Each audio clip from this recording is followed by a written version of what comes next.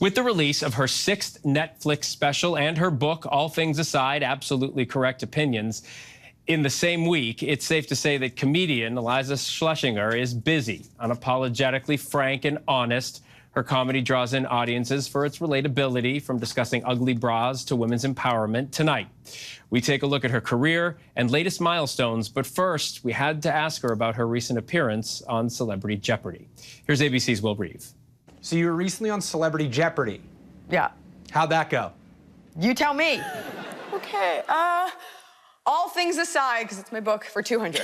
How amazing is that? It's amazing and nerve-wracking. In fact, one of your producers came in and she was like, you seemed anxious. And I was like, thank you so much for that note. Yeah, right, awesome. I was, because the truth is, like, I love competition. I love game shows. I love gameplay. I get super fired up.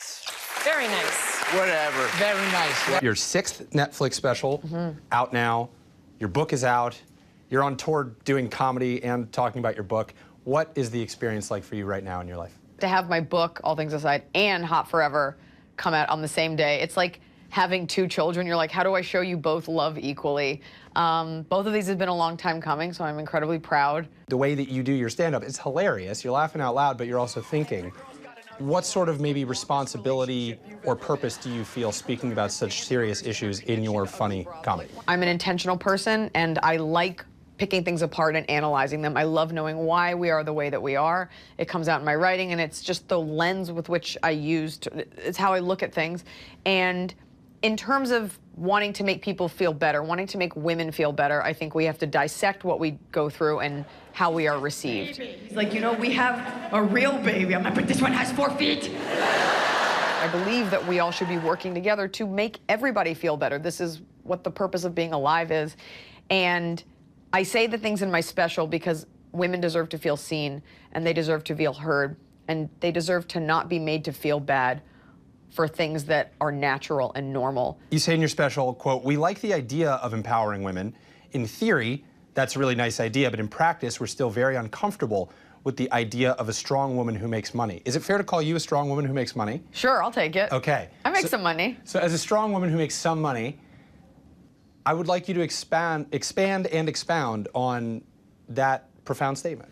After I wrote that, I was like, well, women in rap are very good about like showing that. And so maybe you take a page from that book, but it's always when women make money, women are the first ones called to tasks for their misgivings or their grievances. I think women have to answer for more things because we are seen as caregivers and maternal. And I think we analyze women under a harsher lens than we do men. There's a stigma around miscarriages and about pregnancy generally, but specifically miscarriages, specifically for you, you had a miscarriage. I did. And you're quite open about it? Yes. That's clearly a personal choice that has an expected outcome for you, I would imagine, and I wonder what is the expected outcome of being so vulnerable about something so personal? I just don't think there's anything to be ashamed of, and I think that's another thing that we are brainwashed into thinking is your fault or makes you weird or you should be embarrassed about.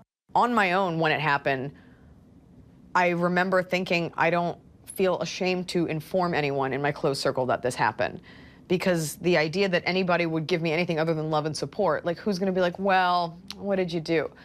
And I wanted to impart that on other women and let them know that by normalizing this conversation, it's not that it's gonna take the sting out of it, but at least you don't have to bear the burden of thinking your health is an outlier or you're wrong or you did something. At least you can set that down. When people who buy this book get it into their hands, to you, what's the ideal experience for them to have?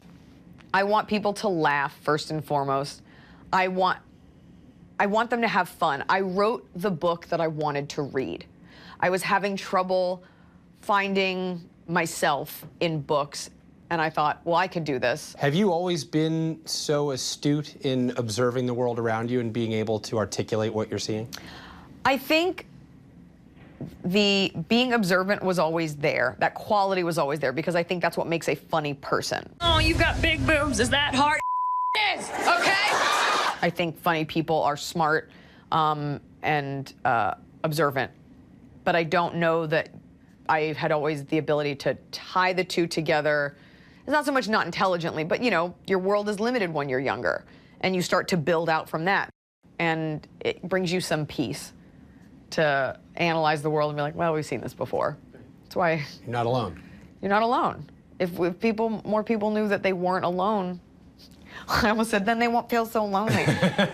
It's true, though. It would be a happier society. Our thanks to Will and Iliza for that conversation.